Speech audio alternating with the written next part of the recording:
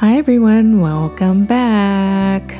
So we are going to start this DIY with 2 hula hoops. These are the smallest hula hoops that Dollar Tree sells.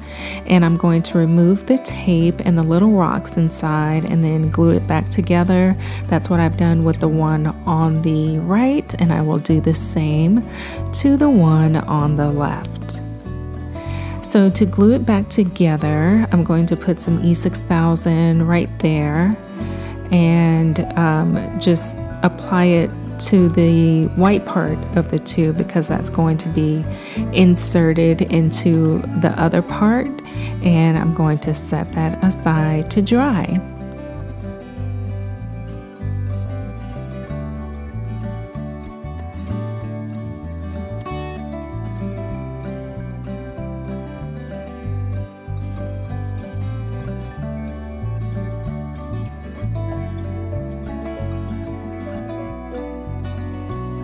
And after it has dried, I am going to take some Rust-Oleum spray paint, and I'm going to spray both of these hula hoops with the spray paint. And I chose this forged hammer in chestnut by Rust-Oleum to spray paint the hula hoops. And then I let those dry completely. And this is how they turned out. They don't align perfectly, but I'm going to do the best that I can with them. So I want to glue one on top of the other, and I'm going to take E6000 and also hot glue to glue these together. And as you can see, I did put some weight on it to keep it all leveled so it will stay together. I couldn't find my clamp, so that's why I used the cutting boards. So now I'm going to take a few of these cutting boards and I'm going to give them a light sand with the sanding block from Dollar Tree and wipe that away. And I'm going to take the Minwax wood finish in Jacobian and stain the cutting boards. I forgot what they were called. So I decided I needed 2 more hula hoops. So these are the largest hula hoops that Dollar Tree has, the 24.5-inch hula hoops.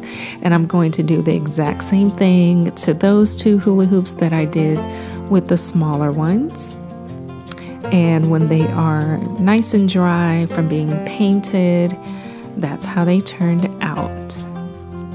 So I want to stack these on top of one another so the bottom of it will look like that, a row of 4. And I decided I want my shelves to be in this formation, so I glued them together with E6000 and let them dry.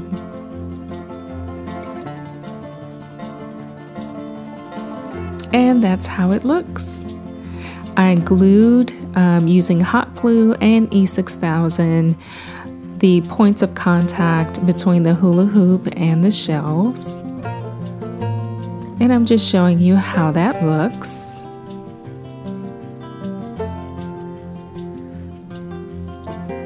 But because I will be putting some fragile items on this, I did want to reinforce it with nails, and I'm just showing you that I put the nails through the back of the hula hoop into the cutting boards, and I decided to add a couple more shelves just like that.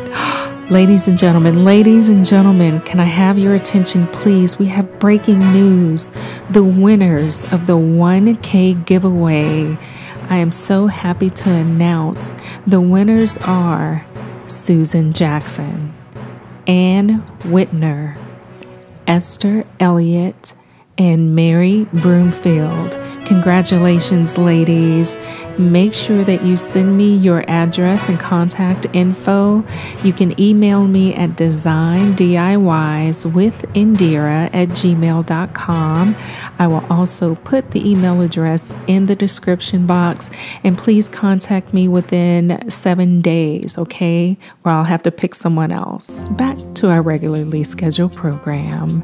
So, ladies and gentlemen, this is what it looks like. This is not the final product though. Hang with me. I decided that there was a little something missing, but let's talk about this this picture for a minute. This is a frame from the Dollar Tree, and I took this peel and stick wall decor. I used the eyelashes and one of the flowers from this for the picture, and I put it on some cardstock I already had as a background. I used a little gem that I got from a gem sheet from Walmart and the unicorn horn from the unicorn candle at Dollar Tree, and I think it's so cute. I really, really like it. But like I was saying before, I decided that this shelf needed a little something extra, so I ordered this chicken wire netting from Amazon, and it comes in this color. It also comes in white. Obviously, this color goes better with the color of the shelf. So I unrolled it and laid it flat beneath, or behind, I should say, the shelf. And then I cut it down to size. And then I took my heavy-duty stapler and stapled it down onto the cutting boards. This is the back of the shelf, and also to the hula hoop. This may work with a regular stapler. I'm not sure if the regular stapler will go through the bamboo cutting boards, but you can try it. You can also glue it down. And I just cut around the edges using a regular pair of scissors, and this is how it turned out. So I styled this a few different ways, but that crease in the back was really bothering me. Let me tell you something.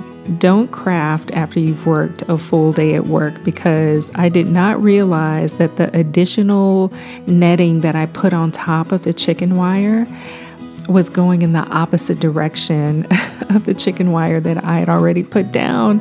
I didn't realize it at the time that I was connecting it. So I decided, at first I was just going to leave it, but then I decided to hide it with some nautical rope. So this is just some nautical rope from the Dollar Tree, and I'm going to unwind it, untwist it up until a certain point, and then I'm going to use those 3 strands to start braiding it.